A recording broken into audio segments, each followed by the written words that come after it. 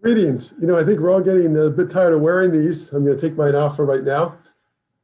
We're here with Adam Jordan, our Director of Investments, and Adam recently put out for our team a market letter. And the market letter was regarding the economy and the disparity between the economy and the market. And we're here with Adam to really talk a bit about the highlights of that newsletter. So Adam, welcome. And Adam, in that newsletter, you have a quote. And that quote simply says, "It would be so nice if something made sense for a change." It would be so nice if something would make sense for a change. Why don't you tell us a bit more about what you mean by that? Yeah, definitely feels like that. If people ever remember Alice in Wonderland, that quote comes from when Alice is walking through Wonderland, and she's walking through, and just everywhere she looks, there's just stuff that doesn't make any sense. Everything popping out of the blue. So I think that's exactly kind of how it feels. You look around in the markets, you have all sorts of things that look odd and misplaced. You have people jumping into stocks, just mass speculation of people buying stocks just because others are buying stocks, and you'll see them shoot up 100% before falling down really quickly. Earlier in the year, you had even a bankrupt rental car company shooting up after it was already going through bankruptcy. So you have these weird situations. You have in the cryptocurrency world. You even have a cryptocurrency that was literally made as a joke, and over a 2-month period, it shot up over 2,000%. Got to a market cap of over $10 billion. So you see it all over the place. Even in the collectible world, you see a lot of speculation. Again, these are for Luka Doncic of the Dallas Mavericks. His rookie card recently went for $4.6 million. And he's playing for the Mavericks, and that's literally half of his annual salary that person bought his card for. So yeah, things are definitely pretty crazy. In this case, think about the markets, and I know they've done fairly well, and you might want to comment on that a little bit. But one of the things I've noticed also, that as the markets are doing well during this crazy time, what some would say, and I hear this from some clients, Adam, that, well, if the markets are doing well right now when things don't make an awful lot of sense, just think what's going to happen when the economy starts to open up. Shouldn't they do really well? How would you respond to that? Yeah, that makes logical sense. You'd think, well, if it's doing well when things are going poorly in the economy, why won't it do well when we open things up? And that could very well happen.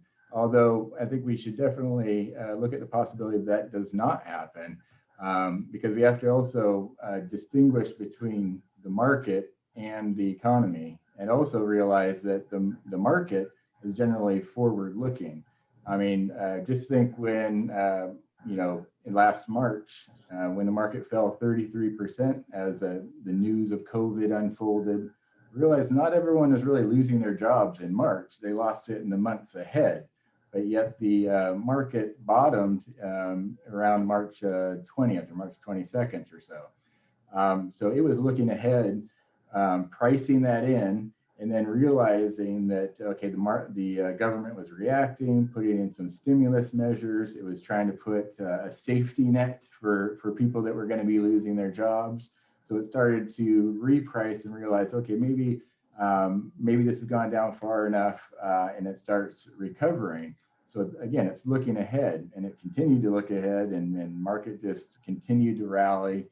But here we are, and mentioned this in the letter. If we go back to the beginning of January 2020, before any of this COVID stuff was really on anyone's radar or the market's radar, if we go from that point to the end of this February, so just over a year, the market is actually up 20% higher than it was before any of this happened.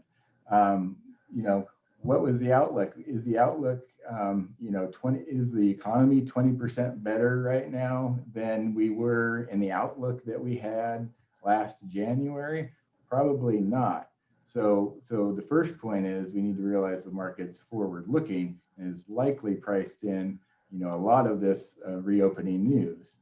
Another even more important aspect, I think, is realizing that the S&P 500 that we all see on TV does not really represent the economy that we're talking about going back to. Well, we're talking about going back and hopefully sometime taking vacations again, just going back and going in restaurants, normally and without masks and without having to worry about these things.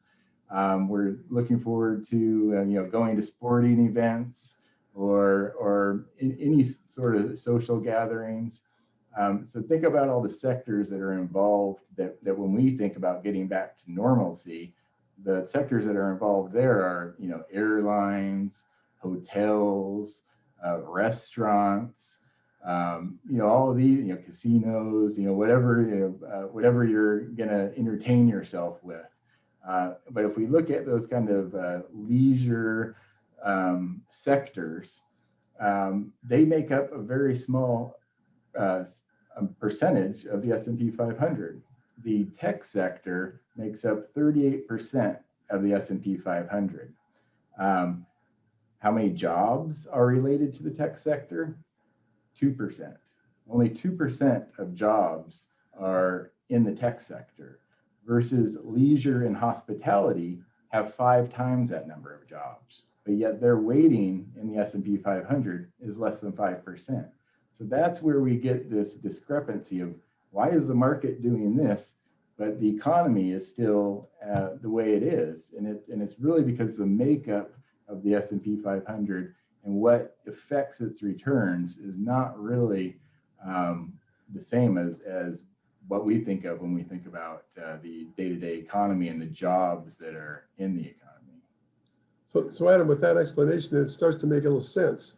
If you think about the craziness that's gone on, you think about kind of that explanation, as we advise our clients, what kind of perspective would you give them during this video? I know you cover a lot more in your letter, but how would you express it at this time?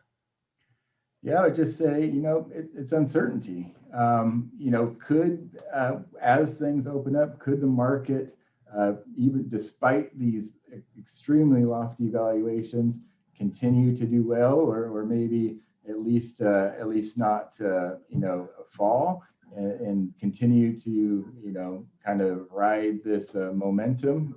It could, but we shouldn't assume that that's a certainty, because the reality is the S&P 500, the market overall, the other indexes, they've all done very well.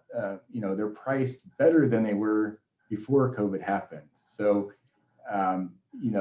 it's uncertainty, it's risk, and realizing that we need to position portfolios for any outcome. And you don't want to position it for one certainty, just like politics. We don't want to change our allocation because Democrats or Republicans are going to take office. We need to realize that there's bigger things at work and different factors that play into the portfolio. So again, it's about diversifying, realizing what your individual goals are, expressing that to us so that we can develop that plan with diversification, and that's the name of the game. Realizing that we can't get rid of risk, but we can try and manage it. Well, thank you, Adam. If this was ever a time to talk about the diversified portfolio board, it certainly is now.